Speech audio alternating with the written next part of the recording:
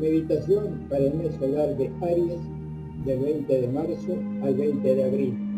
En esta época del año, cuando una nueva vida, un aumento de energía, surge con fuerza irresistible en todos los seres, infundiéndoles esperanza, ambición y una renovada vitalidad que impele a la actividad y al aprendizaje de nuevas lecciones en la gran escuela experimental de la vida, el espíritu solar, Cristo, ha permanecido en nuestra tierra desde la Navidad, irradiando a todo ser con su luz y su amor, que son sus preciados dones al mundo, y cuando llegue la Pascua, volverá a su hogar para descansar y absorber la nueva vida que nos traerá el próximo año.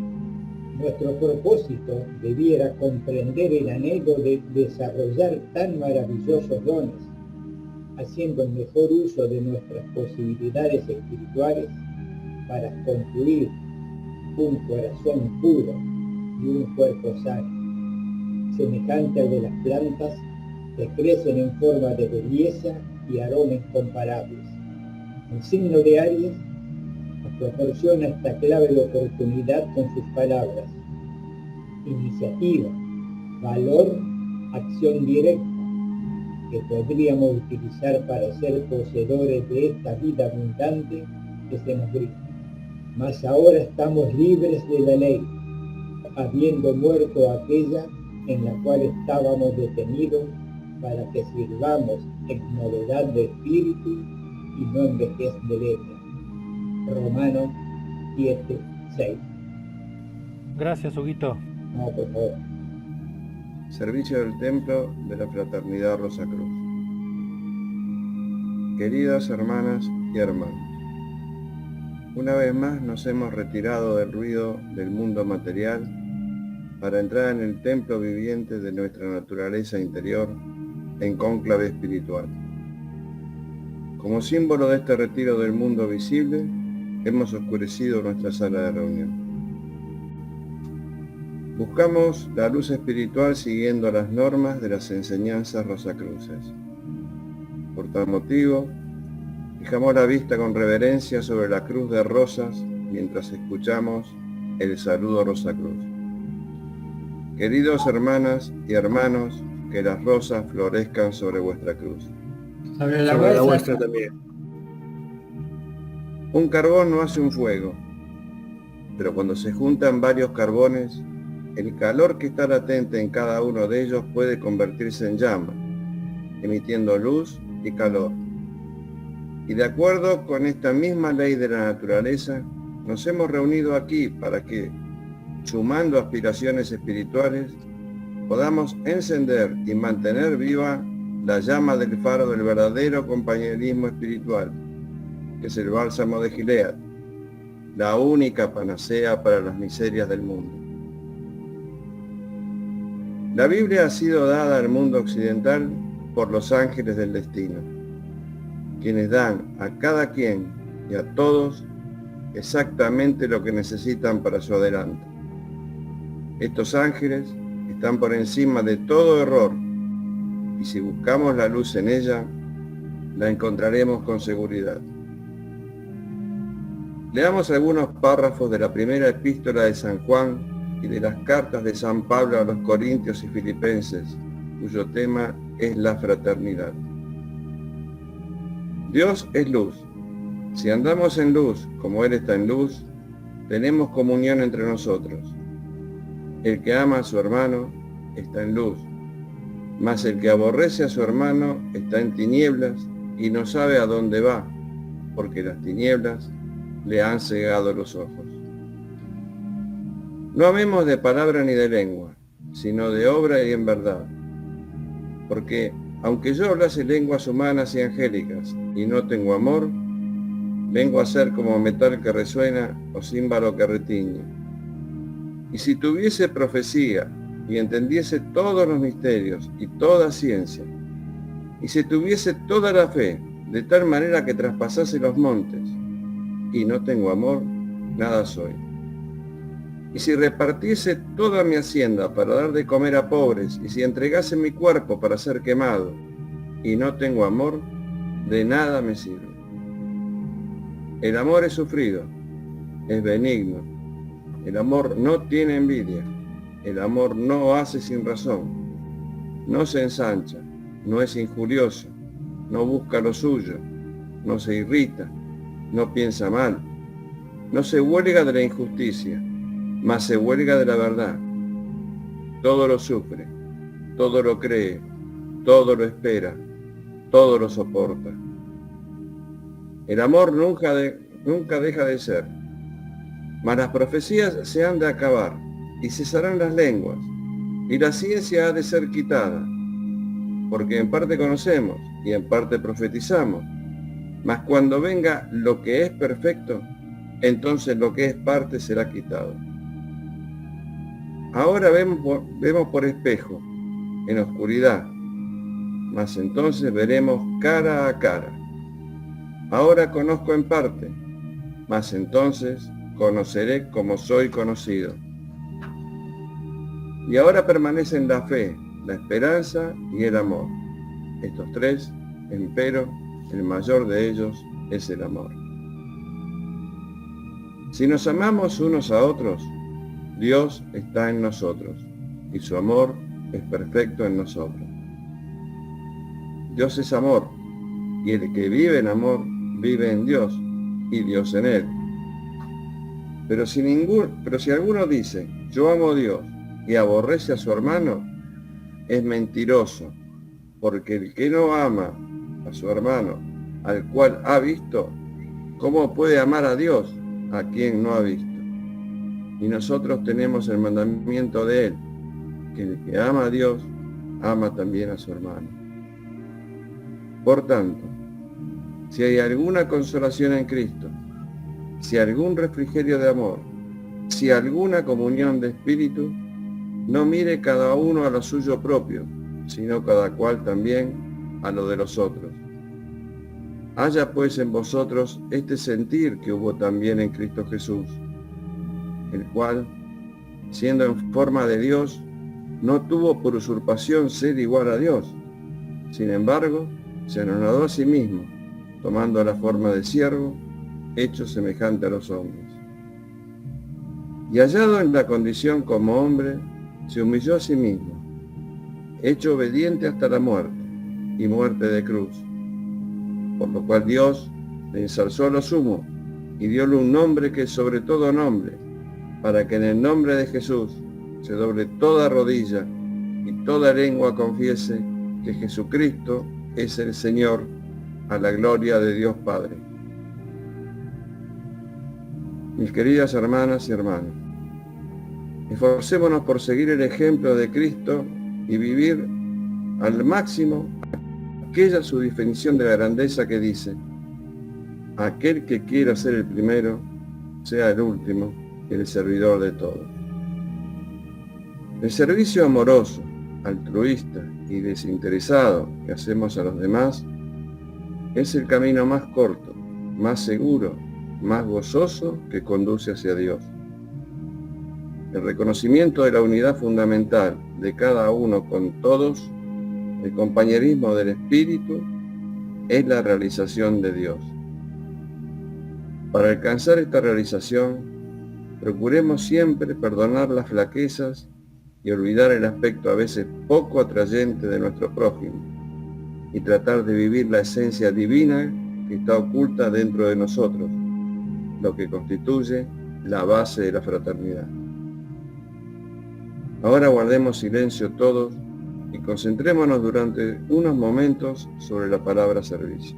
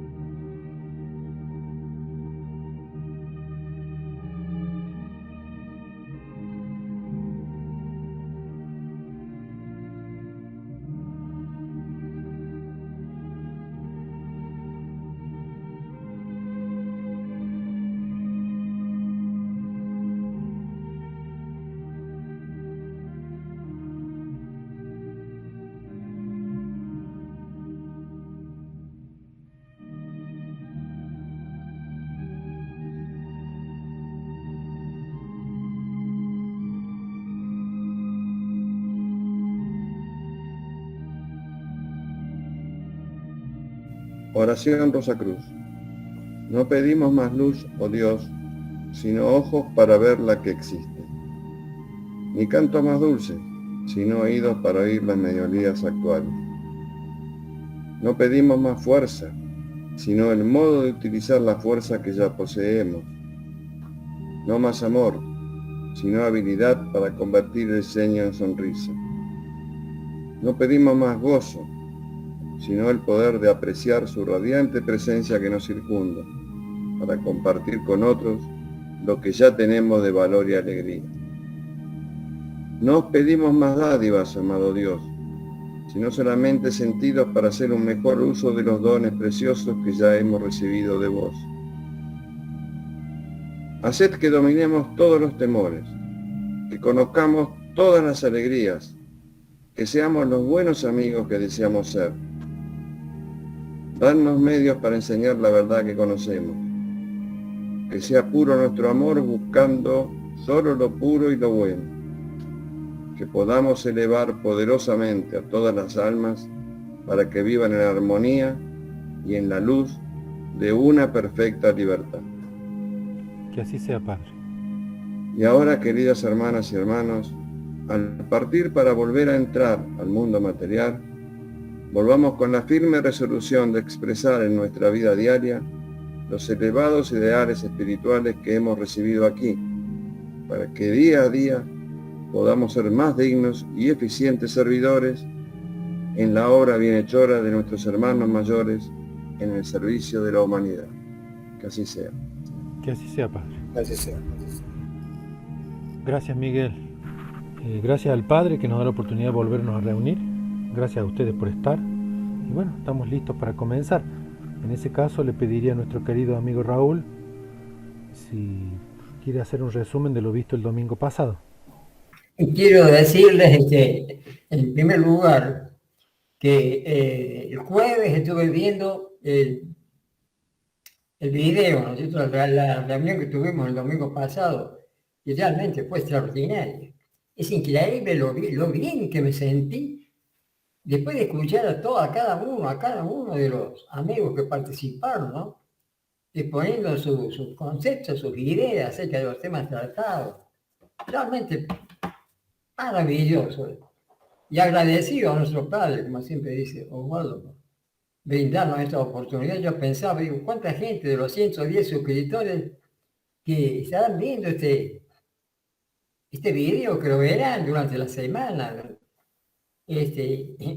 Las enseñanzas tan profundas, tan importantes que se han escrito ahí, entre ellas, bueno, entre los temas que se tratan, ¿no es cierto? Se habló, me acuerdo del dolor, dice. Y nos dice la fraternidad que el dolor, más que nos dice, es lo que más dulcifica el alma, realmente. Alguien que está sufriendo, ¿no es cierto?, por tiempo, internado en un hospital, sufriendo intensamente, ese dolor que se siente, que sentirá, ¿no es cierto?, que hemos sentido alguna vez cuando hemos estado internados, realmente. Y me detuvo a pensar esta semana, hace 2 o 3 días, perdón que pongo el ejemplo este tan triste, tan lamentable, de la guerra entre Rusia y Ucrania. Fue bombardeado una escuela donde perdieron la vida 21 chicos. 21 chicos perdieron la vida y 27 heridos. Imagínese usted el dolor de esos padres, ¿no? De verse privados de la vida de sus hijos. También veíamos en un noticiero, en una plaza, no sé si en Kiev, pero en qué ciudad importante, los cochecitos vacíos, más de 100 cochecitos vacíos de bebés que cayeron víctimas también de las explosiones. Uno se siente un dolor, ¿no es cierto? Imagínense tiene una criatura que ya tiene que pasar por semejante experiencia. Pero a la luz de la enseñanza de la fraternidad no es casualidad. Estos niños han estado bajo una deuda de destino, ¿cierto? Un destino colectivo maduro. Porque vaya a saber en qué acontecimiento le tocó participar en la vida anterior para que ahora tengan que pasar por esa experiencia, ¿no es cierto? Por ejemplo, la ley de la mortalidad infantil. Y la única manera, como decimos siempre, si pudiéramos nosotros ver el horóscopo de cada uno de esos niños, o la memoria de la naturaleza, que sea en la cuarta región, en la región del pensamiento concreto, del mundo del pensamiento, ahí podremos ver en qué han participado estos niños que ahora tienen que ir, y todos estos hermanos ucranianos que pasan por tanta... es la ley de causa y efecto, la ley de consecuencia que actúa directamente. Porque no existe la casualidad, no existe, sabemos que no existe, sino que hay leyes que el hombre no maneja, pero que sí, pero que las leyes superiores son leyes superiores que actúan siempre de acuerdo a lo que nosotros hemos hecho. Lo que hacemos en esta vida, vamos a recoger, ¿no es cierto?, las consecuencias en una vida futura. Realmente es un tema muy importante. Pero otros temas, ya para no extenderme tanto, que habló el amigo, recuerdo, Ricardo Restaldi, hizo referencia a la moral y a la ética. A la moral y a la ética. ¿Y qué nos dice la fraternidad? Nos dice de que la edad acuaria va a estar basada en una moral elevada. Una moral va a estar en que digamos que la corrupción existente en este momento no va a tener bien entrada, por supuesto, no vamos a decir que empieza la edad acuaria y todos vamos a ser morales, no.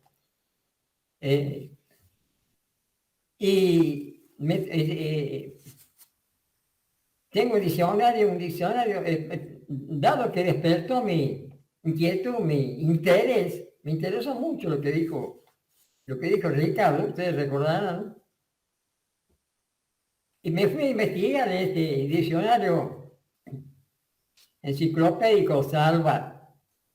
Y ya van a ver ustedes qué interesante lo que dice al final del mismo. Dice, hablando de la moral, dice, se refiere a la inmortalidad del alma, puede de no existir otra vida, dice, donde tenga lugar la sensación de los preceptos del orden moral. Este orden quedaría como truncado y convertido en desorden. La moralidad se trocaría en injusticia. La existencia, dice, de un orden moral que hace que los actos sean buenos o malos, justos e injustos, de no haber diferencia entre el bien y el mal, quedaría suprimida la cualidad moral en la vida humana. Miren qué interesante lo que dice acá, ¿no? De los justos e injustos, entre el bien y el mal. Y de la ética, ya van a ver ustedes lo que dice acá. Dice ética, parte de la filosofía que trata de la moral, dice. O sea, vean la relación que hay entre la ética y la moral, dice. Parte de la filosofía que trata de la moral y de las obligaciones del hombre. Es la ciencia de la ordenación de los actos humanos, racionales y libres, con arreglo a un criterio, ley moral, y con miras a un fin, el bien. Los actos racionales y libres son la materia de la ética, pero su objetivo formal es el orden que ha de presidir estos actos. La ética estudia, dice, no la ordenación de los actos humanos tal como son, sino como deberían ser, es decir, el orden moral ideal. Miren la relación ya con la fraternidad. Dice, lo que son, sino como deberían ser, es decir, el orden moral ideal. O sea, un hombre que vive una vida una vida noble, una vida desinteresada, una vida de servicio altruista, noble y desinteresado, está desarrollando este ideal del orden moral. Yo lo tomo como muy importante, como una consecuencia, como un resumen de lo que dice acá, de lo que habla, de la relación que tiene el hecho de ser útil, de trabajar altruistamente por el bien de la humanidad, utilizando de la mejor manera posible la enseñanza de la fraternidad. Estamos desarrollando un orden moral ideal, ¿no es cierto?, la ética que nos lleva adelante en nuestro proceso, en nuestro camino evolutivo.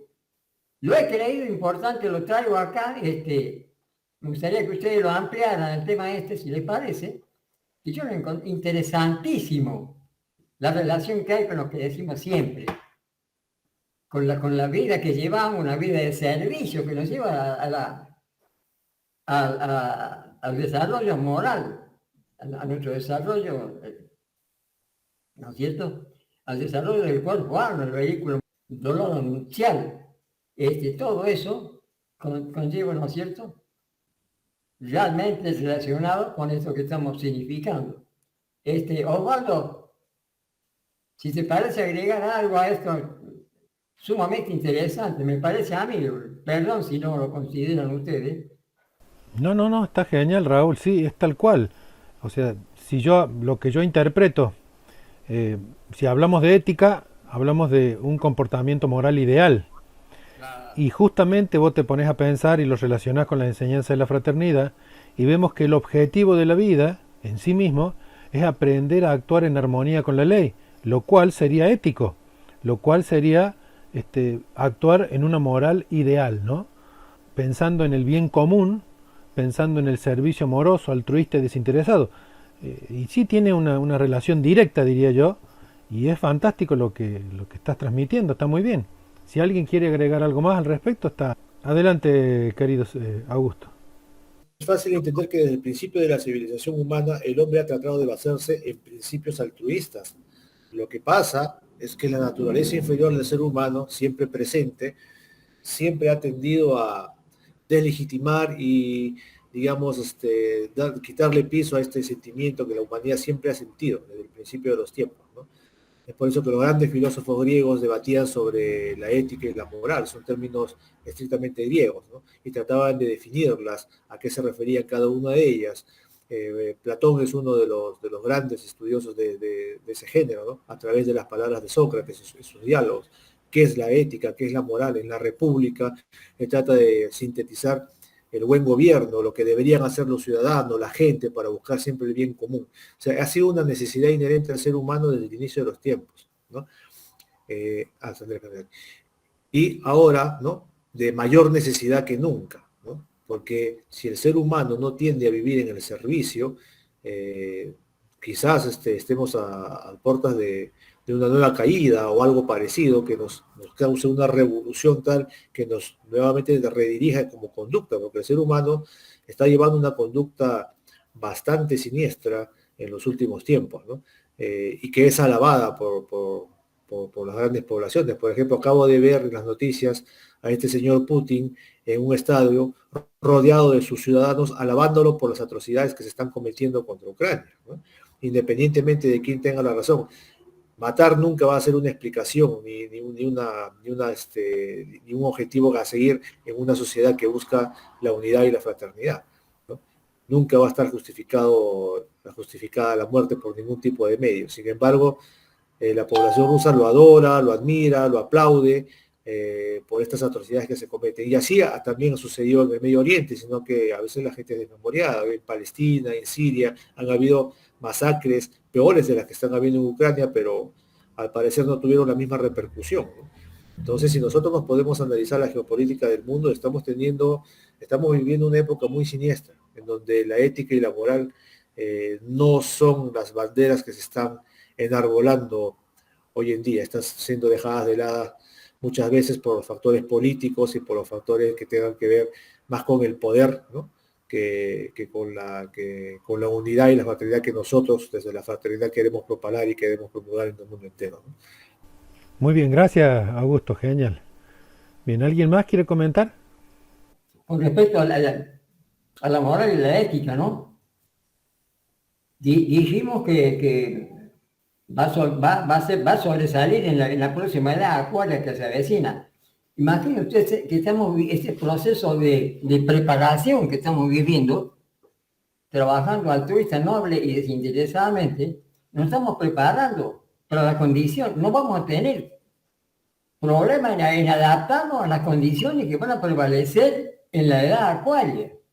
Miren, qué maravilloso. Es un entrenamiento, un proceso de preparación el que podemos llevar a cabo si utilizamos inteligentemente las enseñanzas de la fraternidad. Quería resaltar eso, la importancia, ¿no?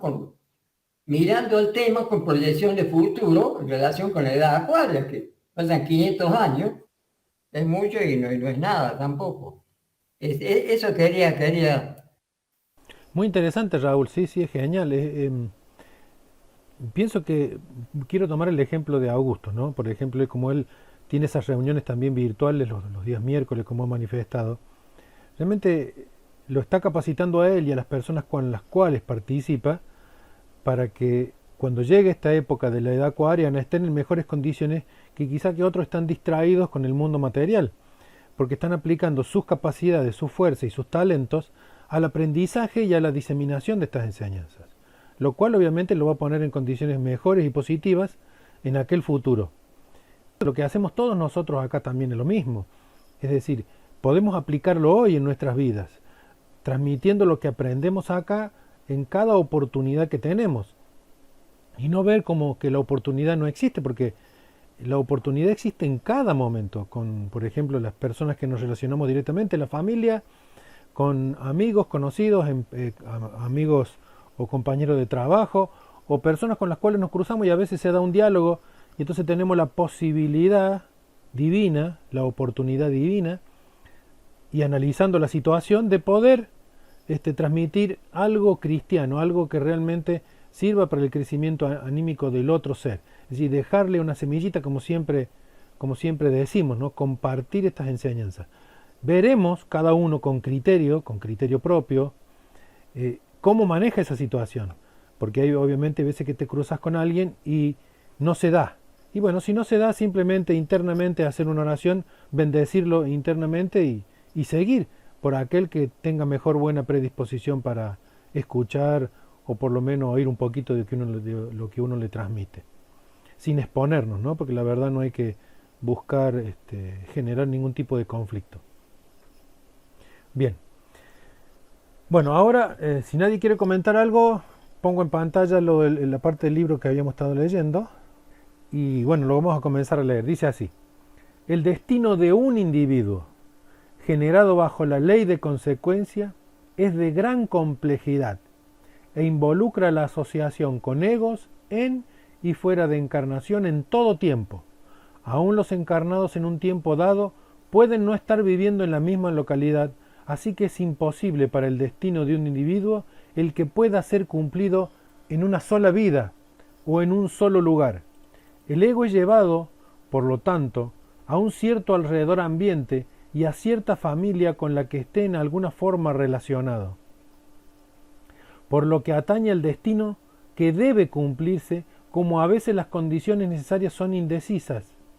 En algunos de los alrededores ambientes en los que se encarna el ego, se le permite elegir, en lo posible, pero una vez que el ego ha elegido, los agentes de los señores del destino los vigilan invisiblemente a fin de que ningún acto de su libre voluntad frustre el cumplimiento de la porción de destino que haya elegido. Esta parte amerita que hagan algún comentario porque es realmente muy interesante ver cómo el destino, el cual nosotros hemos creado, realmente puede o ayudarnos a expandirnos o limitarnos. Es extraordinario cómo lo que nosotros hemos sembrado, los ángeles del destino y las grandes jerarquías, utilizan eso para que nosotros podamos aprender y liberarnos de las cadenas de este mundo material. Pero eso está relacionado directamente con lo que nosotros hacemos, ya sea consciente, intelectual o moralmente. Entonces, si nosotros aprendemos a actuar correctamente, estamos aprendiendo a liberarnos de las cadenas y obviamente expandirnos de manera que nosotros por lo menos ahora no entendemos. Querido Augusto. Sí, justamente sobre esta parte dice que los agentes de los señores del destino lo vigilan invisiblemente a fin de que ningún acto de su libre voluntad frustre el cumplimiento de la porción de destino que haya elegido. Pero también más adelante se nos va a decir que cuando una persona ha elegido el sendero de la luz, ¿no? A veces, ¿no? Puede cambiar eso, ¿no? Y también la epigénesis nos da esa oportunidad de que se cambie ese destino que previamente ha sido elegido, si es que uno se ha entregado a la vida de servicio, a un sendero de estudio del ocultismo, que le permita pues librar algún tipo de pena o de dolor que podría haber elegido sufrir, porque ahora está encaminado a un objetivo superior, que es el servicio desinteresado, el vivir para los demás y el compartir la adquisición de la sabiduría, ¿no? Eso quebraría un poco lo que se está diciendo aquí, ¿no? O sea, existen opciones para romper eso, a eso es a lo que me refiero. Bien, bien, gracias Augusto. Miguel. Sí, gracias Osvaldo. Una consulta. ¿Quiere decir entonces que en combinación con los señores, con los ángeles del destino, uno ejerce el libre albedrío previo a encarnar? Ahí donde está la planificación de los eventos, las relaciones, las condiciones donde vamos a nacer. Luego de eso, el libre albedrío ese no se podría alterar, y si se altera en todo caso, porque se está cruzando una raya y viene la generación de las consecuencias. ¿Esto es así? ¿Podés replantear la pregunta, por favor? Cuando hablamos de libre albedrío, entiendo yo que el libre albedrío comienza antes de la encarnación. Comienza cuando, de común acuerdo, aconsejado y planificando nuestra nueva vida con los ángeles del destino, se decide por qué circunstancias tenemos que atravesar para aprender de las experiencias que hemos aprendido en vidas pasadas o de nuevas experiencias, cuáles serían nuestros padres, cuáles serían nuestras relaciones, a qué nos tendríamos que enfrentar, en qué ambiente, en qué país y bajo qué circunstancias deberíamos nacer. Ahí hay un ejercicio de libre albedrío que se mantendría a lo largo de toda la encarnación, excepto, y acá es donde yo entiendo, que uno no quiera cruzar esa raya. Cuando uno quiere cruzar esa raya que está planificada y vigilada por los ángeles del destino, ya encarnado, ahí es donde podría venir las consecuencias por haber violado lo que era un plan de vida. ¿Es así, Osvaldo? ¿O es así, hermano? Hugo, a ver si Huguito, adelante Huguito, por favor. Ya te doy la palabra, Angelito. Para mí, la confusión está en que seguimos manteniendo el libre albedrío, que es lo que hemos pensado o hemos decidido antes de reencarnar. En el libro dice cuando el ego trata de eludir el destino. Ahí está el problema. Porque si nosotros actuamos de tal manera que lo que se nos iba a venir lo solucionamos antes con el libre albedrío correcto, en una de esas zafamos. Pero hemos cumplido y hemos, zafamos porque hemos corregido y hemos hecho, ¿no es cierto?, el acto que nos permite eliminar la falta que teníamos anteriormente. Acá dice, no dice eso, acá dice cuando tratamos de eludir lo que nosotros por libre albedrío decidimos. Entonces, cuando tratamos de esquivarlo en una palabra, ahí los ángeles del destino cambian ciertas condiciones para que nuestra vida nos lleve indefectiblemente a presentarlo ante ese destino que se cumpla que hemos querido eludir. No sé si soy claro en lo que digo. Sí, gracias Huguito, muy bien. Le doy la palabra a Ángel. Ángel, ¿querías comentar algo, por favor? Otra pregunta, cuando nosotros ya tenemos nuestro futuro armado, ¿no es cierto?, con nuestro libre albedrío, con los ángeles auxiliares que están trabajando, que trabajaron en nuestro destino, ¿Qué pasa con los abortos espontáneos? ¿Ya están en nuestro plan que la madre tenga un aborto espontáneo o es que el espíritu retrocede ante el miedo de todo lo que planificó y tiene que vivir en esta próxima existencia? La pregunta es si los abortos espontáneos de las madres que están embarazadas ya está en el plan del espíritu, o si es un retroceso, un miedo que tiene el espíritu ante un futuro muy cargado, ¿no es cierto? Y se arrepiente. Está bien, está excelente la pregunta. O sea, es un tema complicado, no es un tema simple cuando hablamos de destino.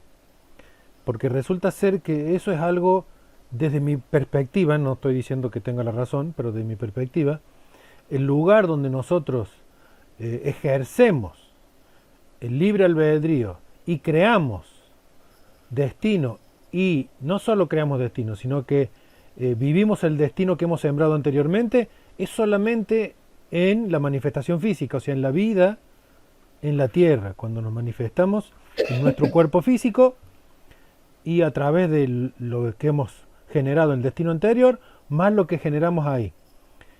Entonces, todo cuando uno pasa al más allá, todo lo que hicimos va a impactar directamente sobre la vida futura. Y todo eso, como decía Augusto en una oportunidad, es decir, ya está organizado por las grandes jerarquías, por los ángeles del destino, con colaboración nuestra. O sea, nosotros también ejercemos ahí cierta libertad limitada por el destino generado de cada uno. Porque tengamos presente esto, hay dos tipos de destino. Uno que es destino y el otro que es destino maduro. El destino es algo que puede ser perdonado. Cuando nosotros hemos dado a toda cabalidad, hemos demostrado a toda cabalidad que ya hemos superado esa debilidad y que no necesitamos pasar por el destino generado porque ya hemos aprendido. Es decir, la naturaleza o Dios o los ángeles del destino no gastan energías en algo que ya ha sido resuelto. En cambio, el otro tipo de destino, al cual denominamos destino maduro, ese destino en el cual nosotros sí o sí debemos purgar, debemos expiar. Y ese destino está relacionado, ¿cierto?, con el mal uso generalmente del poder creador. Cuando nosotros nos equivocamos, utilizando esa fuerza creadora, entonces viene algo que se llama destino maduro, y no importa lo que hagamos, siempre vamos a terminar expiando ese destino. Max Heindel da un ejemplo, capaz que todos lo han leído en el libro, cuando habla de este señor que Max Heindel le comenta a él que en tal fecha, a tal hora, y en el tren que tomaba para ir a su trabajo, iba a ocurrir un accidente y se iba a lastimar en tal y cual lugar, por ejemplo rodilla y otras partes le nombro, yo me acuerdo bien clarito que decía rodilla. Y bueno, este señor tomó las medidas adecuadas para evitar su destino y decidió que ese día no iba a ir a trabajar y organizó todo para que así sea, compró todo lo que necesitaba y se quedó en su casa, en cama, ni siquiera se levantó, tenía todo listo. No iba a hacer absolutamente nada para evitar lo que le iba a pasar. Bueno, su plan lo siguió al pie de la letra, terminó ese día y al otro día se levantó para ir a trabajar y sufrió el accidente y se lastimó tal cual donde decía la carta natal que se iba a lastimar. Posteriormente, un tiempo después, se comunicó con Max Heindel y hablaron del asunto, lo cual, claro, representa el hecho de que esta persona no puede evitar su destino maduro. Es decir, él hizo todas las acciones para evitarlo, pero los señores del destino, los ángeles del destino, hicieron pensar a él que ese día del cual había tomado la decisión de no trabajar, se había confundido y era sido el día anterior. Le ocurrió exactamente en la fecha y en la hora que debía ocurrir. Es decir, nosotros, esto es algo muy, muy delicado, pero también es fantástico. O sea, no estamos limitados ni por Dios, ni por los ángeles del destino, ni por ninguna fuerza superior a nosotros. Estamos limitados por nosotros mismos. cuando nosotros actuamos de manera consciente, intelectual y emocional, somos responsables de lo que generamos. Y lo que generamos tiene una consecuencia. Esa consecuencia va a recaer sobre nosotros, es una ley. Por eso se llama ley de consecuencia. Y lo que nosotros sembramos, indefectiblemente viene hacia nosotros.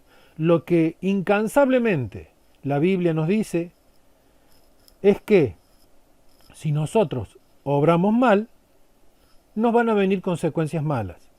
La Biblia lo dice con por ejemplo, el ejemplo que da Cristo, ¿no? Si uno siembra espinas, no puede pretender cosechar algún fruto rico y sabroso. Obviamente que va a tener algo que no le va a gustar. Entonces, ese es el punto. En el caso de que comentaba, por ejemplo, Ángel, que es un tema quizás muy puntual, ¿no? El hecho de que los abortos espontáneos. Me cuesta entender qué es un aborto espontáneo. Yo creería que es una mujer embarazada que espontáneamente, sin que no haya hecho absolutamente nada, no haya querido provocar el aborto, aborta. Si ocurre así, en mi criterio o en mi manera de razonar, yo considero que es destino. Es destino tanto de la madre como del hijo. Es un destino compartido. ¿Sí? No existe nada que no esté visto y previsto. Todo ocurre según lo que nosotros hemos generado, ya sea de manera individual o de manera colectiva.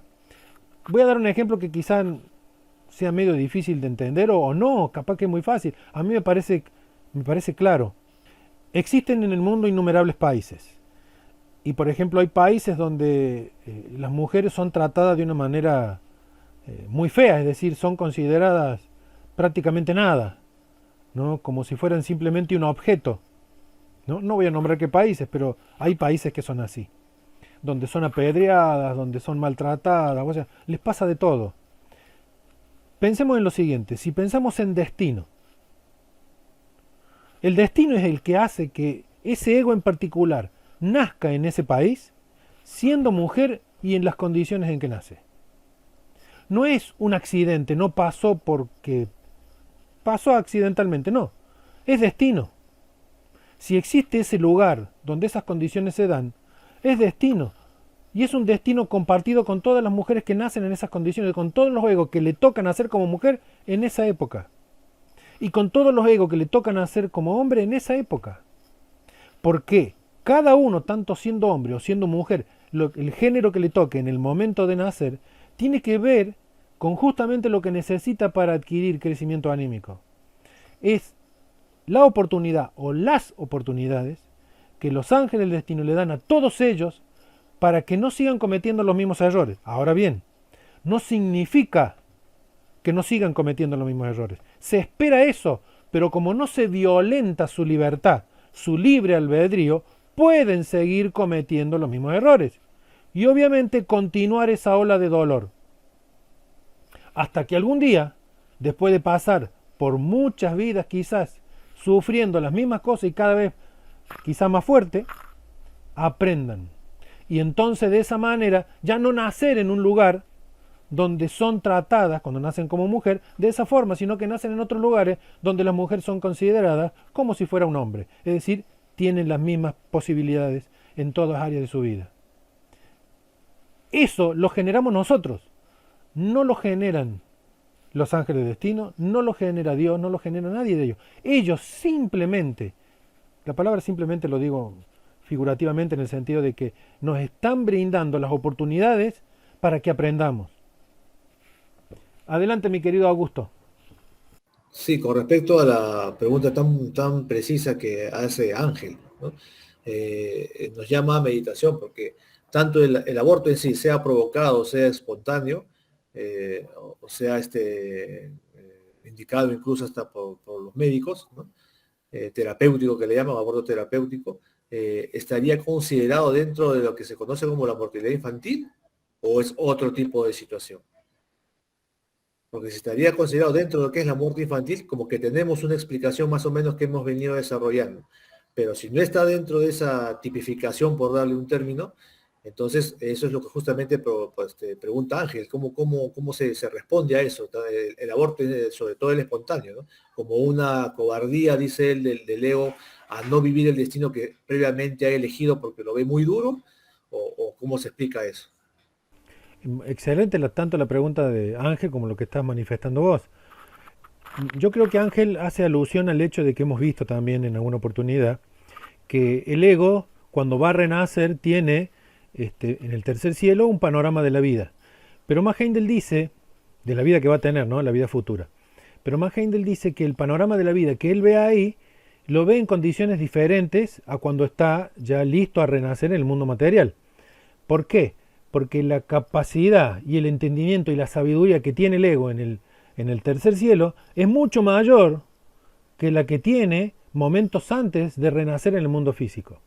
Entonces, al ver la vida que le toca cuando está en el tercer cielo, obviamente su nivel de sabiduría le dice que, bueno, es el destino que elijo, o sea, no es el destino que elijo, es el destino que tengo que saldar, y por lo tanto elijo pasar por ahí porque, bueno, es lo que considero que es correcto, y voy a obrar de determinada manera para superar todos esos obstáculos. Seguramente, cuando estamos en el tercer cielo nos pasa eso. Pero a medida que vamos descendiendo y a cada vez aproximándonos más al mundo material, esa sabiduría se va nublando por cada nuevo traje que nos va cubriendo, como los guantes que comenta Max Heindel, ¿no? Que a medida que te vas poniendo un guante, después te pone otro, cada vez te ves más limitado. Y así de esa forma nos vemos más limitados en la sabiduría. Entonces cuando está pronto a nacer en el mundo material, en el vientre materno, y tiene esa última vista, ¿cierto?, de la vida futura, a partir del nacimiento, y ve que esa vida futura va a ser muy dolorosa, y ya no está con las mismas luces o la misma sabiduría que estaba en el tercer cielo, obviamente que Max Heindel comenta que muchos resisten a nacer y se producen daño a sí mismos. Daño, a veces puede producir quizá un aborto, o a veces puede producir que nazca en condiciones que no son las mejores.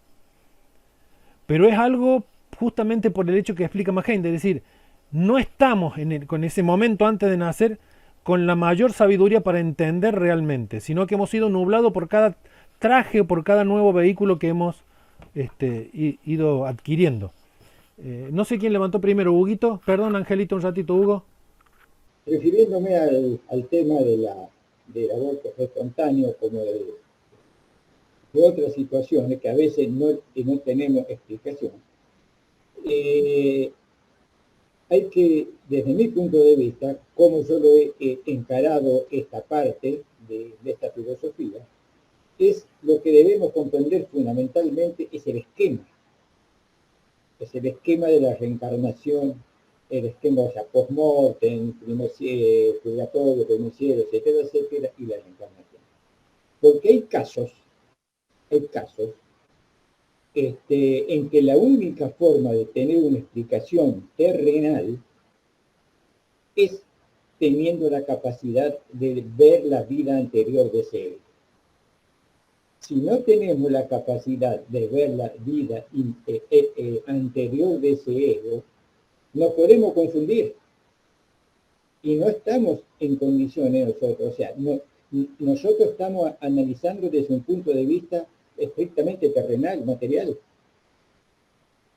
Estamos tratando de comprender esos procesos que a veces no tienen explicación, pero lo estamos ubicando o explicando o viéndolo con una mente o con un desarrollo limitado.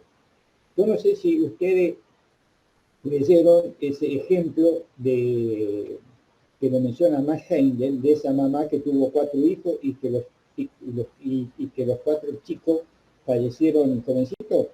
¿Lo recuerdan? No sé si Augusto lo recuerda. Es decir, una mamá tiene 4 hijos, en forma social, ¿no es cierto?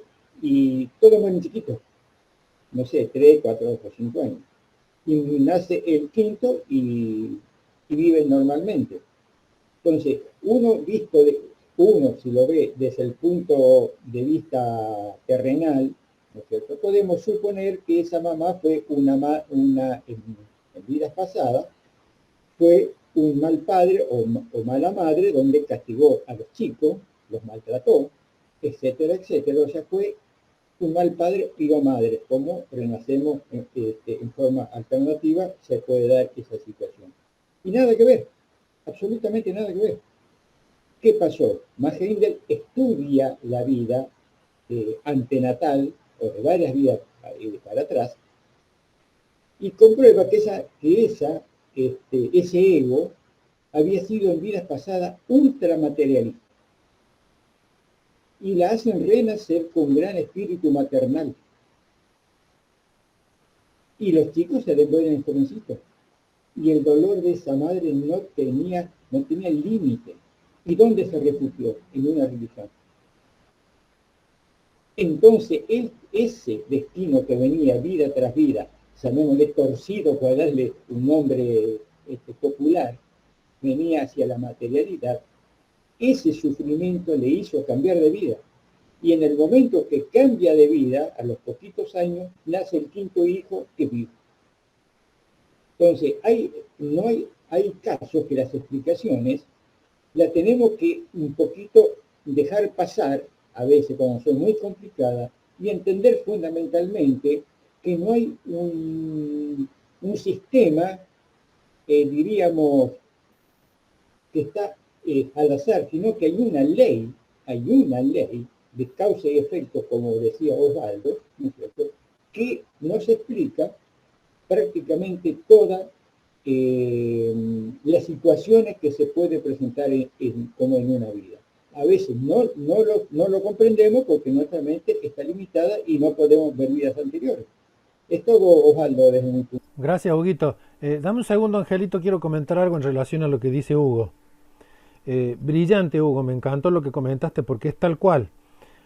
Nosotros cuando estudiamos estas enseñanzas tan maravillosas que nos transmite Max Heindel, realmente nos está mostrando un esquema, como decía vos, utilizando el mismo término, ¿cierto?, que está ligado por las leyes, la ley de causa y efecto o consecuencia y la ley del renacimiento. Sobre esas leyes estamos todos involucrados, es decir, todos nosotros, toda la oleada de vida estamos restringidos y conducidos por esa ley. Y esa ley tiene el propósito y el objetivo de producir en nosotros crecimiento anímico.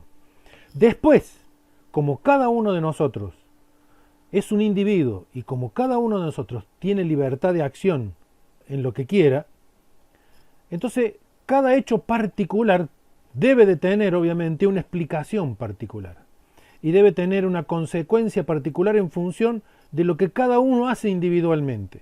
Y muchas veces dar una explicación así no es tan sencillo, pero es mucho más claro comprender el esquema, como manifestaste vos recién, Hugo, que comprender a veces los hechos puntuales que nos toca.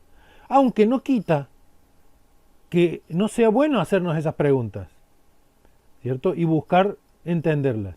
Pero entender fundamentalmente que existen esas dos leyes que regulan y nos ayudan a que nosotros podamos tener crecimiento anímico en un plan que fue diseñado con ese objetivo, sí hay que tenerlo siempre presente. Adelante, Huguito, un segundo, Ángel. Simplemente para Augusto, que tiene la duda, yo mismo, que hace años que estoy con la filosofía, tengo dudas por ahí. O sea, no tengo explicación racional mía, ¿no es cierto? Pero entonces, ¿qué hago? Me refugio, llamémosle sí una palabra, en el esquema. En el esquema que es lógico el esquema, es bastante lógico. ¿La sé toda? No la sé toda, porque hasta que no veamos, o en el caso mío no vea vidas anteriores y tenga la posibilidad de seguir, no puedo a veces tener una explicación concreta, veraz, segura y confiable de situaciones que se pueden presentar en la vida. Es eso nada más, Osvaldo. Gracias, Huguito. Adelante, Ángel. Gracias por la paciencia, Ángel. Era para referirme un poco a lo que estabas hablando vos de las mujeres y los países que tratan mal a las mujeres. Una vuelta estábamos hablando con María Rosa de allá de Paraguay sobre las mujeres que en esos países inclusive las operan para que no puedan gozar con el sexo. Operan entre comillas porque se hace en unas condiciones infrahumana, ¿no es cierto? Y causa mucha pena que estén pasando esas mujeres por todo eso. Y hablábamos con María Rosa que medio que se quedó así pensando, no tenemos que olvidarnos que, las mujeres que son sometidas a ese tipo de trato han sido hombres en existencias anteriores y ellas mismas han cometido como hombres ese trato para con las mujeres. Entonces, las mujeres que son maltratadas, no digo que no debemos apenarnos por ellas, que es una atrocidad, todo eso, pero esas mismas mujeres han sido hombres en existencias anteriores y están pasando por las mismas situaciones. Me parece a mí que ellas han provocado como hombres en existencias anteriores. No sé si es tan así. Mira, yo tampoco sé si es tan así, pero sí sé una cosa, que cada individuo, cada ego en particular, yo, vos, cualquier ego, siembra realmente cuando hace algo un futuro. Porque somos responsables de las acciones que cometemos. Porque cada acto, si yo agarro el extremo de un palo, también estoy agarrando el otro extremo que está más lejos. O sea, yo soy responsable literalmente de lo que he hecho. Y voy a asumir las consecuencias de eso. Por ejemplo, si inocentemente, hago un mal paso, que a todos nos ha pasado alguna vez, me puedo torcer el pie, me puedo caer, me pueden pasar muchas cosas. Es decir, uno, ya sea que lo haga de manera inocente o de manera intencional, es responsable de lo que está pasando. Y mucho más en el caso de cuando una persona lo hace de manera intencional.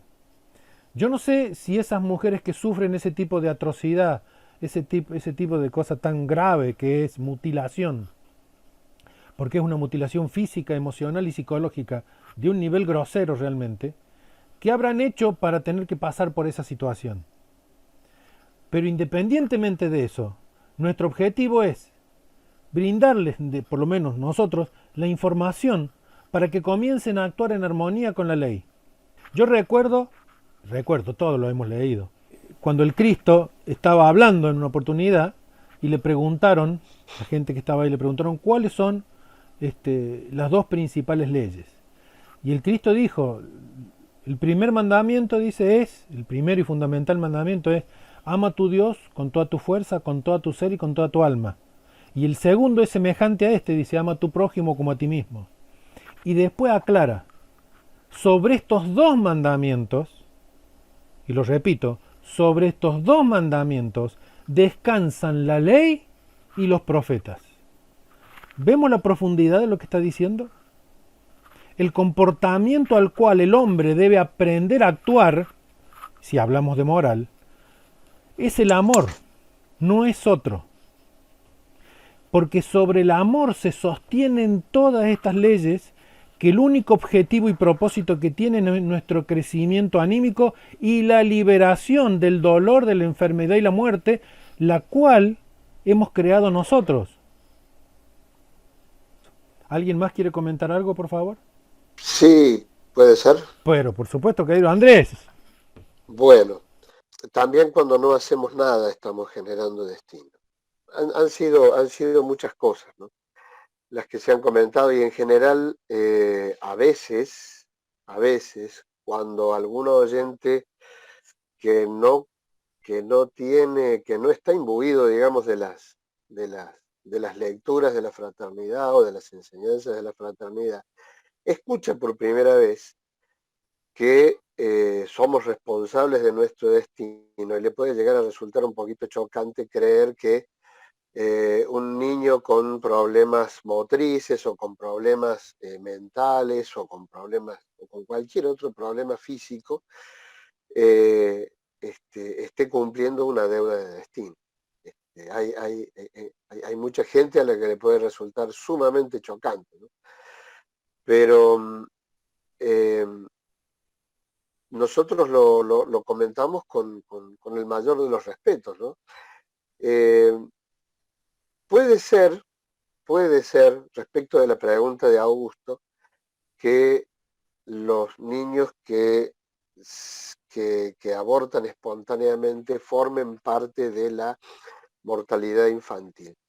Porque la mortalidad infantil es una frase que arma Max Heindel para explicar una enorme cantidad de egos que tienen que fallecer durante la infancia, debido a las guerras o debido a que, digamos, han perdido la oportunidad de realizar su retrospección simultáneamente en una gran cantidad, ¿no es cierto? Cuando hay un terremoto, una guerra o cualquier otro evento que les impide colectivamente a toda esa gente realizar la retrospección. Entonces, utilizamos la frase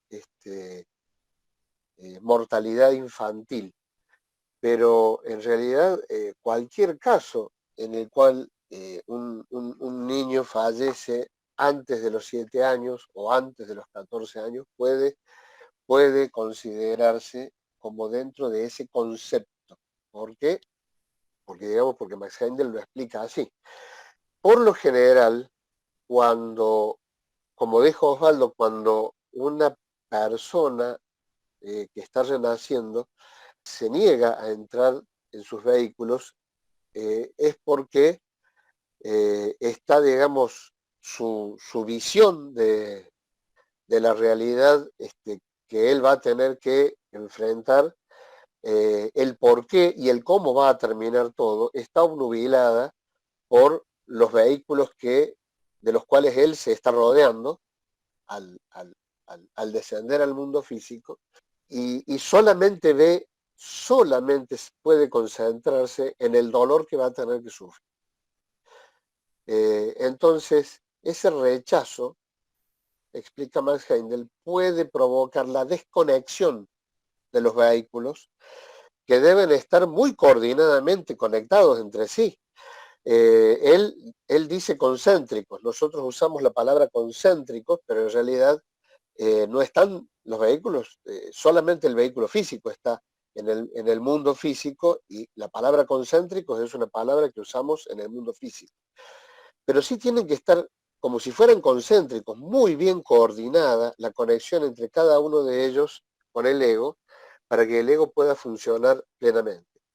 Y entonces se produce esa ruptura ante el rechazo que tiene el ego. Esas son las dos situaciones, pero puede haber las dos situaciones que yo rescato, pero puede haber una enorme cantidad más de situaciones. Pero sí, cuando el niño fallece, ya sea antes de nacer, próximo a nacer o durante los primeros años de vida, sí se lo puede considerar mortalidad infantil por la causa que sea. Creo que puedo equivocarme, por supuesto, pero sí se lo puede considerar mortalidad infantil por la causa que sea. No sería mortalidad colectiva, sino individual en función del destino que esa persona tiene. Por otro lado, leíamos más temprano, el destino decía que cuando los actos del libre albedrío, del ego, pueden llegar a frustrar el cumplimiento de la porción de destino que ha elegido. Hay una película que para mí tiene elementos muy interesantes, si bien también está con una mentalidad, por supuesto, apegada al mundo material, lo cual es lógico, pero hay una película que se titula Los agentes del destino. Es una película relativamente, no sé si, creo que debe tener aproximadamente unos 10 años más o menos, y que me acuerdo que participaba Emily Blunt y Matt Damon, ¿sí? En donde hay dos personas que se encuentran, y los agentes del destino debían evitar que se encontraran, no debían encontrarse, y ellos se encuentran igual. Entonces los agentes del destino realizan una serie de trabajos para lograr que sus destinos se separen y no lo pueden conseguir. Es bastante interesante. La gran crítica que yo le hago es que, bueno, muchas veces, que es lo que suele suceder a veces en lo que dicen algunas otras escuelas, con la voluntad de generar el destino nuevo no alcanza. Hay que realizar aprendizajes y hay que realizar trabajos, hay que cumplir con algunas cosas para que el destino realmente cambie. Pero bueno, principalmente cuando los actos del libre albedrío que pueden llegar a impedir nuestro destino no implican necesariamente nuestra voluntad. Es decir, no es que yo quiera cambiar mi destino, porque tal vez no lo estoy viendo, porque yo ya estoy renacido, estoy encarnado, yo no estoy viendo mi destino. Probablemente quiero realizar cosas o la suerte, el destino pone a mi alcance cosas que no estaban previstas y yo hago elecciones que no estaban previstas. Cuando esas elecciones, con absoluto desconocimiento de mi parte de que van a alterar mi destino, realmente van a alterar mi destino, los ángeles pueden generar eventos en mi vida que me impidan realizar esas acciones para que mi destino se cumpla. Porque hay un destino que es maduro, como hemos leído, y hay un destino que hemos elegido para esta vida. Gracias. Gracias a vos, querido. ¿Alguien quiere comentar algo? Adelante, mi querido Augusto. Sí, justamente, para hablar justamente de las elecciones que uno hace como destino, recordemos que Matt Heinel también nos habla en otras partes del texto sobre cuándo, por ejemplo, estaría permitido, entre comillas, prolongar la vida física, ¿no? Ante una persona que, por ejemplo, padece una terrible enfermedad y hoy la ciencia está tan avanzada que puede prolongar la vida física mucho tiempo, ¿no? Ya habíamos visto anteriormente que eso causa grandes estragos en el ego, pero Mageno dice que cuando uno se entrega a la vida superior, es la única condición que estaría permitida para que la vida física se prolongue, ¿no? Porque ya tiende al bien, ¿no? Entendemos que alguien que se dedica a la vida superior es alguien que ya tiene un conglomerado de actitudes y situaciones que se han cohesionado entre sí para llevarlo a vivir una vida de servicio, de estudio, de la sabiduría superior. Entonces, en esa condición, nos dice Magende, que está permitido, por ejemplo, el prolongamiento de la vida física. Digamos que esta persona decidía pues irse a una edad temprana, qué sé yo, o por una enfermedad, y de repente en el camino, por su libre albedrío, por la epigénesis, encontró la luz, encontró el camino y se entregó a ella. Entonces, en esa situación se le permitiría prolongar la vida física, no en otras, ¿no? Y ahí viene el conflicto pues con la ciencia sobre que los médicos pues siempre van a votar por prolongar la vida lo más que se pueda, ya habíamos hablado de ese tema anteriormente, pero por ejemplo ahí nos habla de eso, ¿no? De un cambio de destino, ¿no? Una persona que había elegido, por ejemplo, dejar la vida terrenal en determinado tiempo, pero en el transcurso encontró la luz, encontró el sendero, encontró el camino y se ha dedicado fuertemente y con toda pasión y voluntad de ella, entonces podría prolongar su vida física porque ya está entregado a un bien superior y el universo tiende siempre al bien. Entonces es más económico para el universo que esta persona siga en una vida terrenal departiendo amor y servicio que simplemente cumplir con el destino que se había trazado y perder toda esa ganancia, ¿no? Entonces hay varias formas, ¿no?, en las que uno puede transformar lo que ya se había previamente elegido como destino. Por eso es la epigénesis, ¿no?, la capacidad de crear nuevo destino, pero para eso se tienen que reunir, como bien dice Andrés, muchas condiciones que permitan que eso suceda de esa manera, ¿no? Gracias, Augusto. Adelante, adelante, Raúl, adelante. No, lo que decía Augusto, interesante, ¿no? Que los ángeles, los ángeles de los del destino, lo que hemos leído es que vigilen invisiblemente y pueden, prolongar la vida como cortarla. Todo, depende del arquetipo. Nosotros sabemos que antes de nacer, en la región del pensamiento concreto, nos construimos un arquetipo de de la vida, ¿no? De cada uno de nosotros, arquetipo, para que viva 70, 80, 100, lo que sea los años, ¿no? Pero de acuerdo a la forma que si nosotros vivimos, por ejemplo, como nos aconseja la fraternidad en armonía con las leyes de la naturaleza, si estamos llevando a cabo una vida útil, ¿no? Y nuestro arquetipo está determinado para tener una vibración de 70 años, están capacitados para prolongar la vida del arquetipo, que está en es un molde exactamente igual a nuestro cuerpo, ¿no? Pueden prolongarla, pero si nosotros damos cosas contra el aguijón, como dice, si vivimos de manera desordenada, violando leyes, toda clase, y en algunos casos nos convertimos en un peligro, ellos pueden cortan la vida del arquetipo y esa persona tiene una vida determinada de vivir, ¿no es cierto? Por eso miren lo importante que es vivir armoniosamente, tomar conciencia, utilizar cada día, cada minuto de nuestra vida, programar una vida activa, una vida útil, como decimos siempre. Que mencionamos esa carta de Mahain de Contribuyendo para la Vida Futura, no solamente estamos trabajando para la vida futura, sino para esta vida que estamos viviendo, prolongarla, siendo útiles, siendo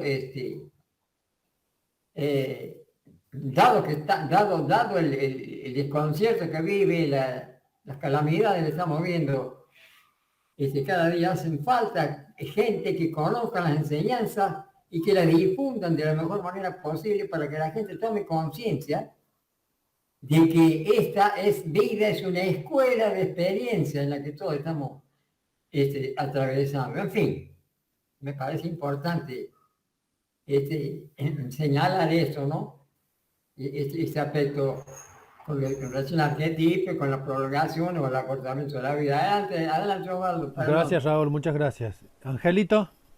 Una curiosidad, ¿el arquetipo comienza a vibrar a partir del momento del nacimiento o ya desde cuando comenzamos a hacer el plan de nacimiento?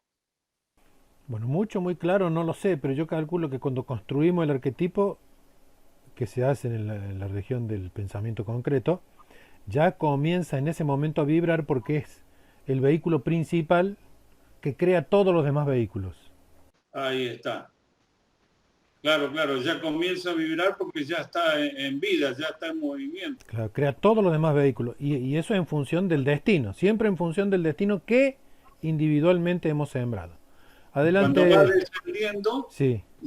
ya tiene un orden. Exacto. O sea, acordate, el mundo del pensamiento, la región del pensamiento concreto, es el que ordena y crea cada uno de los vehículos, en función siempre del destino que hemos creado. Ahí hablamos de merecimiento, no quiero complicarla, pero es eso, literalmente. Muchas gracias. Por favor, adelante, Augusto.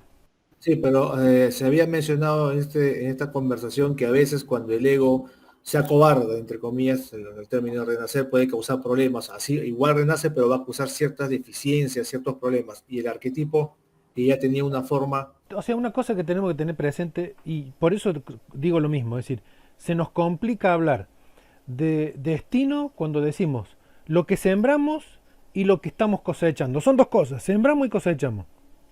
Y tenemos ese espacio de libertad para cosechar condiciones nuevas en este momento. Por ejemplo, si a mí se me ocurre en este momento, por locura o por lo que fuere, cortarme el brazo y agarro una sierra y lo hago, ¿quién me lo puede impedir si yo quiero hacerlo? Nadie. ¿Me explico? Yo en ese momento ya he decidido crear una condición nueva y soy responsable de lo que estoy haciendo. Cuando uno está ante el panorama de su vida en momentos antes de nacer, en el vientre materno, y ve esas condiciones, que es la última vez que ve el panorama de su vida futura, obviamente, como dice Max Heindel y como están preguntando, puede ver que ese ser dice, ay, esta vida es terrible, no quiero pasar por eso, porque como decía recién muy bien Andrés, la cantidad de vehículos ha nublado su capacidad ¿cierto?, de discernimiento en relación a lo que realmente está por hacer, y el miedo que le puede producir, él mismo está tomando en ese momento por libre albedrío la decisión de enloquecerse para producirse daño a sí mismo. No es consciente de manera tan completa como lo es en la región del tercer cielo, sino que está nublado su entendimiento por la cantidad de vehículos que tiene en ese momento. Y esa acción, obviamente, es una acción libre. La palabra para mí clave acá es oportunidad. Y la otra cosa que también tiene que ver, viste, más gente lo ha dicho, lo hemos leído acá, lo hemos compartido hace poquito, que cada nueva vida es un nuevo paso para el mejoramiento y el crecimiento anímico de cada uno de nosotros. Cada nacimiento en este plano material, en la vida objetiva, en la actividad objetiva que corresponde al mundo material, donde estamos vivos acá realmente, es oportunidad. Y muchas oportunidades. Son oportunidades de saldar destino pasado, deudas de destino, y crear nuevo destino. Y la vida se nos va a presentar, gracias a la administración de los ángeles del destino, con todos los elementos para que nosotros aprovechemos esas oportunidades o no, porque es nuestra libertad aprovecharlas y es nuestra libertad no aprovecharlas. Seamos conscientes o no del punto, porque soy libre. ¿Por qué Mahain Delas da tanto hincapié en el hecho de la necesidad de transmitir estas enseñanzas? Porque ha llegado un punto la humanidad, independientemente de que nos equivoquemos o no, que hagamos atrocidades o no, de que ya tenemos suficiente madurez, digamos, mentalmente hablando, para comprender este punto. Pero para eso hay que entender cómo funciona este plan divino, como manifestaba recién Hugo. Es un esquema que está fundado por leyes, que el objetivo es nuestro crecimiento anímico. Pero ahí está la parte en la cual nadie interviene, sino mi libre voluntad de hacer o no hacer. Si yo estoy saldando deudas de destino, bueno, las sembré yo, soy responsable, las tengo que pagar. ¿Es fácil decirlo como lo digo? Obviamente que sí. ¿Es duro pasar por el pago de esa deuda? Obviamente que sí. Pero una vez pagada, ya somos libres. Ahora, esa libertad va a estar condicionada por si yo sigo o no cometiendo el mismo error. Es decir, sigo yo generando nuevo destino. Lo puedo hacer un destino bueno o un destino malo. ¿De qué depende? De mi elección. ¿De qué depende? De la oportunidad que se presentó ante mí, o yo di vuelta la cara, o lo hice peor, o ayudé. ¿Qué hice? Ese es el punto. ¿Qué intención? ¿Me explico? Soy yo, literalmente, el individuo que actúa de manera tal que genera un destino nuevo. Cada nueva oportunidad, como bien decía vos, Augusto, produce en nosotros esa libertad, ese libre albedrío, utilizando la epigénesis para actuar en ese momento. Vamos a dar un ejemplo, quizá, a ver, no sé si servirá. Por ejemplo, supongamos que yo tengo el vicio de tomar alcohol. ¿No es así? Tengo el vicio de tomar alcohol. Entonces, ¿qué va a producir eso? Que se van a presentar un montón de oportunidades donde yo otra vez caiga, donde yo otra vez quiera tomar. Entonces, lo voy a hacer por libertad. Espontáneamente me voy a ir a un bar, a un kiosco o a algún lugar donde yo pueda comprar alcohol y tomar. No me está importando nada. Estoy tomando esa decisión.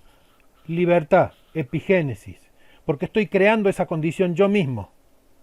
Ahora, pero en un momento de mi vida, por el dolor que sufrí, quizá tuve un problema que me atacó el hígado por haber tomado alcohol, que es una consecuencia. Entonces decido, bueno, no voy a tomar. Lo cual va a representar para mí un esfuerzo porque me voy a tener que estar negando a mí mismo. ¿Me va a doler? Sí, me va a doler. Es un proceso de purgatorial, es un proceso de limpieza. Pero resulta ser que la vida tiene que demostrar, nosotros tenemos que demostrar, ante las grandes jerarquías, ante los señores del destino, que realmente estamos comprometidos con nuestra decisión. Y entonces va a aparecer el amigo que te dice, toma, o nos van a invitar a una fiesta donde te van a poner un montón de botellas todas deliciosas, como te acordás que te encantaba tomar. a ver si te resistís o no. ¿Quién es el que tiene la última palabra? Yo. No son los ángeles del destino. Los ángeles del destino te presentan la oportunidad o de equivocarte o de no equivocarte. Soy yo. La vida en este mundo material es la oportunidad que todos tenemos para aprender a actuar con rectitud. Y el Cristo es el gran ser que, entregándose a sí mismo, nos da la oportunidad de que nosotros podamos volver una y otra vez a esta vida en el mundo material hasta que aprendamos. Porque si no hubiera venido Él, esto se hubiera acabado hace rato. Porque nosotros nos cristalizamos de tal manera que se hubiera terminado todo, porque era una imposibilidad continuar evolucionando. Pero el esfuerzo que el Cristo hace, o el Padre a través del Cristo, para brindarnos la posibilidad de volver a renacer y tener nuevas oportunidades para elegir correctamente y crear un destino que produzca en nosotros vehículos inmortales, es realmente para decir gracias, de rodillas. ¿Alguien más quiere comentar algo? Continuamos leyendo un poquito más. Se le permite elegir en lo posible, pero una vez que el ego ha elegido, los agentes de los señores del destino los vigilan invisiblemente a fin de que ningún acto de su libre voluntad frustre el cumplimiento de la porción de destino que haya elegido. Si obramos de tal manera que nuestros actos vayan encaminados a eludirlo, nos harán ejecutar otro movimiento que forzosamente nos obligará al cumplimiento de nuestro destino. Nunca se repetirá demasiado, sin embargo, que esto no convierte al hombre en un prisionero sin ayuda. La misma ley gobierna esto, que la que rige cuando disparamos un tiro. Una vez disparado, no podemos detener la bala ni desviarla de su camino de ninguna manera. Su dirección fue determinada por la posición en que mantuvimos la pistola al hacer fuego. Pudimos haber cambiado esa posición en cualquier momento antes de apretar el gatillo, y hasta ese instante teníamos pleno dominio, y esto se aplica igualmente a las nuevas acciones que producen el nuevo destino. Ve, acá lo está diciendo. Cuando se nos brinda la oportunidad en nuestra vida, y nosotros bajo nuestro libre destino, nuestra libre albedrío, podemos elegir, somos los que vamos a decir hacia dónde va a ir o qué vamos a producir en nuestro futuro. Soy yo el que toma la decisión, no son los ángeles del destino. Yo hago hincapié en ese punto porque es realmente así. No estamos bajo ningún concepto condicionados ni por Dios, ni por Cristo, ni por el Espíritu Santo. Solamente estamos condicionados por nosotros mismos. Sé que es duro, sé que no es quizás fácil de entender, como manifestaba recién Andrés. Por ejemplo, cuando una persona dice, esta persona nació con limitaciones físicas tremendas y tiene que sufrir en un cuerpo que es incapaz de controlar. Y nosotros decimos que es destino. Y sí, es destino. Es así, nosotros lo sembramos. Ahora, nosotros también somos capaces de sembrar un nuevo destino. Si actuamos correctamente con rectitud. Es lo que hablaba al principio nuestro querido amigo Raúl y manifestaba Ricardo el domingo pasado. Actuar con ética, ¿sí? Buscar realmente, elevarnos moralmente para hacer las cosas con rectitud siempre. Nosotros tenemos el control hasta que apretamos el gatillo. Yo tengo el control, si soy un alcohólico, de mi vida, hasta que tomé la botella y perdí el control. ¿Soy responsable? Sí, soy responsable. Podemos hasta cierto punto modificar y hasta contrabalancear ciertas causas ya puestas en movimiento. Pero una vez lanzadas, sin tomar otras medidas o ejecutar otro acto, llegará un tiempo en que se pondrán fuera de nuestro alcance. A esto se le llama destino maduro. Y es el destino de esta clase al que nos referimos al decir que los señores del destino gobiernan para evitar tentativas que lo eludan. Respecto a nuestro pasado, estamos desamparados en gran extensión, pero en cuanto a los actos futuros tenemos pleno dominio, salvo en lo que nos hayamos limitado por nuestras acciones anteriores.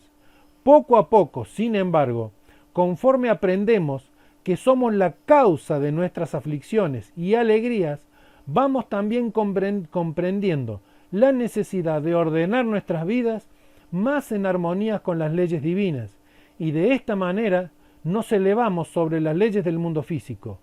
Esta es la clave de la emancipación. Como dice Goethe, o sea que el hombre se libera de todos los poderes que encadenan al mundo cuando adquiere el dominio de sí mismo. Quiero leer un poquito más y después por favor hacemos algunos comentarios.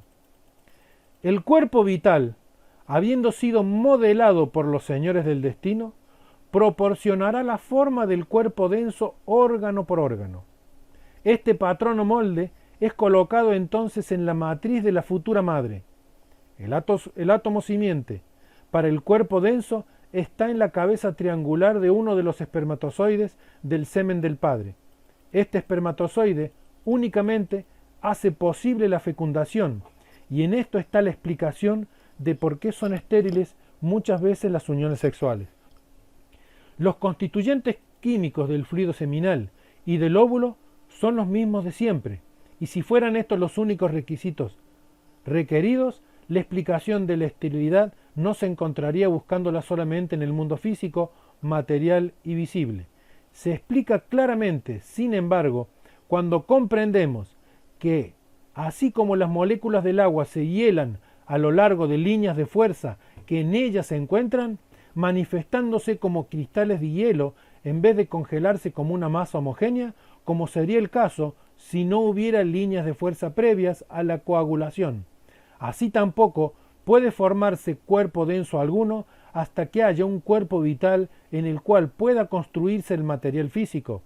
También debe haber un átomo simiente para el cuerpo denso, para que actúe como determinante de la cantidad y calidad de la materia con la que se forma el cuerpo físico. Aunque en el presente estado de desarrollo no hay nunca armonía en los materiales del cuerpo, porque eso significaría un cuerpo perfecto. Sin embargo, la inarmonía no debe ser tan grande como para que sea un disolvente del organismo. Adelante, Raúl. Con respecto a lo que leíste antes, de lo que decía Goethe, ¿no? Dice, el hombre se liberta de todos los poderes que encadenan al mundo cuando adquiere el dominio de sí mismo. Yo diría el dominio del cuerpo de deseo, el que nos tiene, ¿no es cierto? Dominio de sí mismo significa dominar el cuerpo de deseo, que es el que nunca podemos decir, podemos estar seguros de que tenemos un completo dominio de ese cuerpo de deseo. Es como la serpiente dormida. Es como una especie de serpiente dormida que está ahí al acecho, ¿no es cierto? Entonces no debemos descuidarlo. Por eso el Cristo decía que tuviéramos siempre el control de nosotros mismos. No descuidarse. No descuidar en ningún momento ese control de ese vehículo tan precioso que sabemos, ¿no es cierto? Porque es el almacén donde extraemos toda la sustancia necesaria para movilizarnos en este mundo físico. Pero cuando se produce descontrol, como la mayoría, no, en la mayoría, en gran parte de la humanidad, ese cuerpo de deseo nos lleva al egoísmo, ¿no es cierto? Nos lleva a todo lo desagradable de nuestra vida, ¿no es cierto? Por eso, y una de las por eso decía el Cristo, orar sin cesar, para que no caigas en tentación. ¿La tentación de dónde viene? Del cuerpo de deseo. Por eso la oración es importante practicarla, ¿no es cierto? En todo momento, como yo digo siempre, le aconsejo a todo el mundo, Yo me cubro a mi alrededor con el amor y la sabiduría divinos en el nombre de Cristo Jesús. Ahí estoy cubriéndome yo, ¿cierto? Es una herramienta maravillosa. Por eso quería yo resaltar, ¿no? La sentencia de Goethe es el hombre se liberta de todos los poderes cuando adquiere el dominio de sí mismo. Y bueno, está en nuestro poder, digamos, intentar ese dominio de nosotros mismos. Si queremos progresar en esta escuela de la vida, en este camino evolutivo en el que estamos todos empeñados. Adelante, Osvaldo. Gracias, Raúl, gracias. ¿Alguien más quiere hacer un comentario al respecto? Una pregunta rapidita, nomás para una duda. Señores del destino y ángeles del destino son la misma entidad, ¿no es así? Sí, Ya, perfecto. pero esa no, era mi- pero no son la jerarquía angélica, ¿sí? Son seres de una gloria y un esplendor muy superior al de los ángeles. No cometen errores. Por eso se cambia a veces la denominación de ángeles a señores, ¿no? Porque cuando se dice señores entra la categoría de señores de la mente, señores de la individualidad, señores de la forma, ¿no? Completamente distintos. ¿Viste la importancia de hablar con la misma terminología, no? La importancia de mantener una terminología. Viste Exacto. que hay, por ejemplo, protocolos internacionales donde a nivel científico se pactan que siempre se van a hablar sobre los mismos asuntos con los mismos términos. ¿Por qué? Porque obviamente para no producir confusión y ser más claro en lo que se está expresando. Por eso veo una de las cosas tan importantes, aprovecho esta oportunidad para decirlo, de mantener siempre una terminología que corresponde a las enseñanzas de la Fraternidad Rosacruz. Bien, ¿alguien quiere hacer un comentario más sobre esta parte? Notemos la importancia que tiene, como decía Raúl, el dominio de sí mismo. Ahora, ese dominio, ¿se puede conseguir? ¿Ustedes qué creen? ¿Qué piensan? ¿Es posible lograr el dominio de uno mismo? Yo diría que sí. Claro, lo somos. Claro, ese es el objetivo que nos conduce en este sendero, la lucha para conseguir ese dominio, ¿no? Es lo que se Ahora, busca en todas las hay, filosofías. a todo esto hay un precio para conseguir ese dominio. Sí, el Mahatma Gandhi decía que Dios no nos ha concedido ese poder. Por lo tanto, el precio de ese dominio era la vigilancia eterna. Entonces, hasta que nuestros vehículos actuales se hayan disuelto después de la muerte, tenemos que luchar contra esas tendencias, ¿sí? Ese es el precio de dominar nuestras tendencias, que después nos va a resultar mucho más fácil en la próxima tal vez, pero ese es lo que así decía Gandhi, y algo parecido dice Max Heindel en su literatura, no recuerdo ahora el lugar exacto, pero ese es el precio. Pero la recompensa, sí hay que Por pagar. supuesto, claro que sí, claro que sí. La recompensa es el dominio de sí. La recompensa es el dominio de sí, que los liberta de todos los poderes que encadenan al mundo. Muy Exactamente. parecido a lo que pide el Cristo de cada uno de nosotros, ¿no? Dejarlo todos para seguirlo a Él, ¿no? Y cuando el rico le dice que cumple con todas las leyes, pero no puede desprenderse de sus bienes, sencillamente tiene que retirarse, ¿no? Y por eso que el Cristo nos dice que qué difícil para los poderosos, los ricos, entrar en el reino de Dios, ¿no? Porque no pueden desprenderse de lo material, ¿no? Y obviamente hace alusión a todo lo que es el mundo, ¿no? Porque el mundo no solamente son riquezas materiales, son muchos placeres, muchas cosas que tiene el mundo, que ofrece el mundo, y mientras no nos libertemos de ellas, no vamos a poder conseguir ese objetivo, ¿no? El Cristo es claro en ese aspecto. Hay una parte del Cristo cuando iba caminando solo con sus apóstoles y él les iba narrando a ellos, no me acuerdo en qué parte de la Biblia, en Mateo me parece, les iba narrando lo que él tenía que vivir. Que él, por ejemplo, iba a llegar el momento en que tenía que ser crucificado, iba a morir. Entonces uno de los apóstoles, que creo que era creo que era Pedro, le dice, maestro, o sea, por favor libérate de eso, de pasar por esas situaciones tan dolorosas. Y él se vuelve frente a Pedro y le dice, quítate de enfrente mío. no me acuerdo las palabras exactas, como tentador o aquel que quiere evitar, ¿cierto?, lo que debe acontecer,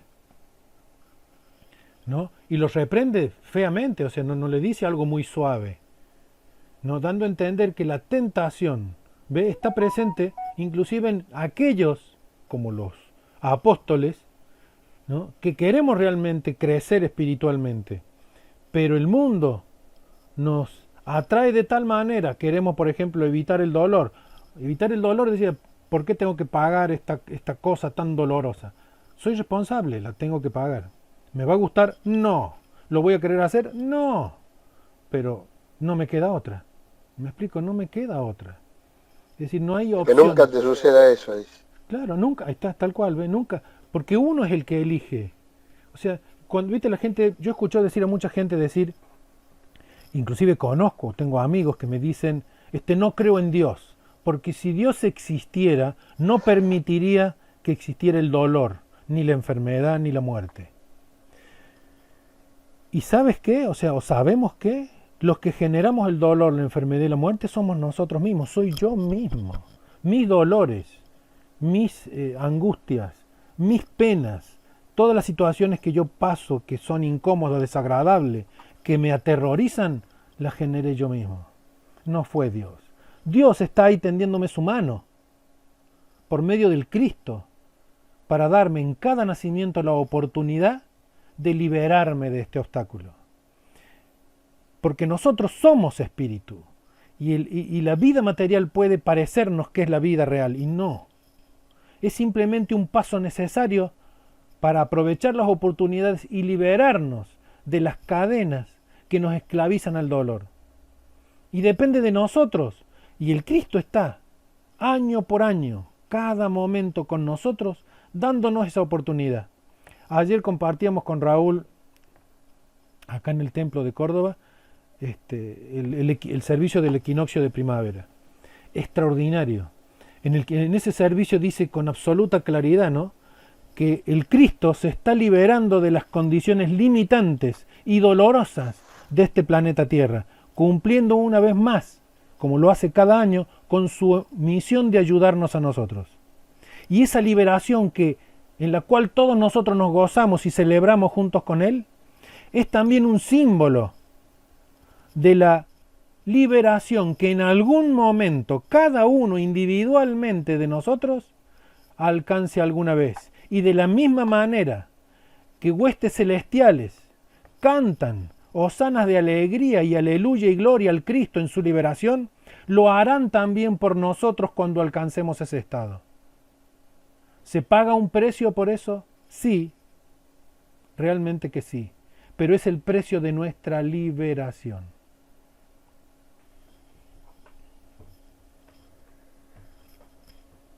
Bien, antes de terminar, ya faltan 5 minutos para que sean horario más o menos de terminar. Entonces, el reino de los cielos será semejante a 10 vírgenes que tomando sus lámparas salieron a recibir al esposo. 5 de ellas eran prudentes y 5 insensatas. Las insensatas, tomando sus lámparas, no tomaron consigo aceite, mas las prudentes tomaron aceite en sus vasijas juntamente con sus lámparas. Y tardándose el esposo, cabecearon todas y se durmieron. Y a la medianoche se oyó un clamor: ahí viene el esposo, salid a recibirle.